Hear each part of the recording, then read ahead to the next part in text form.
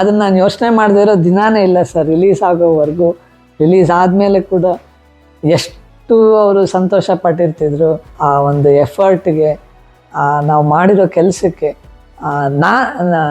ನನ್ನ ಬಗ್ಗೆ ಅಂತಲ್ಲ, ಇಡೀ ತಂಡದ ಬಗ್ಗೆ ಅವರು ಎಷ್ಟು ಖುಷಿ ಪಟ್ಟಿರ್ತಾಯಿದ್ರು, ಏನೇನು ಹೇಳಿರ್ತಿದ್ರು.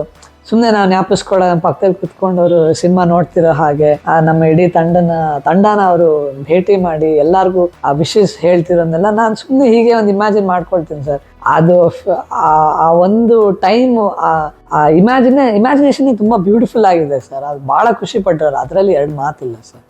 ಇಲ್ಲ ಸರ್, ಇಲ್ಲ. ಯಾಕಂದರೆ ನನಗೂ ಅವರಿದ್ದಾಗ ನನಗೆ ಆ ಐಡಿಯಾನೇ ಇರಲಿಲ್ಲ ಸರ್. ನಾನು ಭಾಳ ಆನೆಸ್ಟಾಗಿ ಹೇಳ್ತೀನಿ, ಆಸೆ ಇತ್ತು, ಬಟ್ ಅದರ ಐಡಿಯಾ ನನಗೆ ಖಂಡಿತ ಇರಲಿಲ್ಲ. ಸೊ ನಾನು ಅವ್ರ ಹತ್ರ ಆ ಸಿನಿಮಾದಲ್ಲಿ ಅಭಿನಯ ಮಾಡೋ ಬಗ್ಗೆ ನಾನು ಯಾವತ್ತೂ ಅವ್ರ ಹತ್ರ ಡಿಸ್ಕಸ್ ಮಾಡಿಲ್ಲ ಸರ್.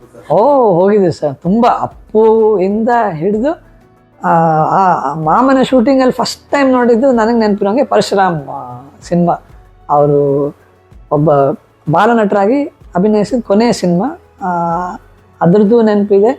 ಅದಾದಮೇಲೆ ಅವ್ರು ಆ್ಯಸ್ ಎ ಹೀರೋ ಇಂಟ್ರಡ್ಯೂಸ್ ಆದಾಗ ಸಿನಿಮಾಯಿಂದ ಹಿಡಿದು ಸಾಕಷ್ಟು ಸಿನಿಮಾ ಶೂಟಿಂಗು ನಾನು ಹೋಗಿದ್ದೀನಿ ಸರ್.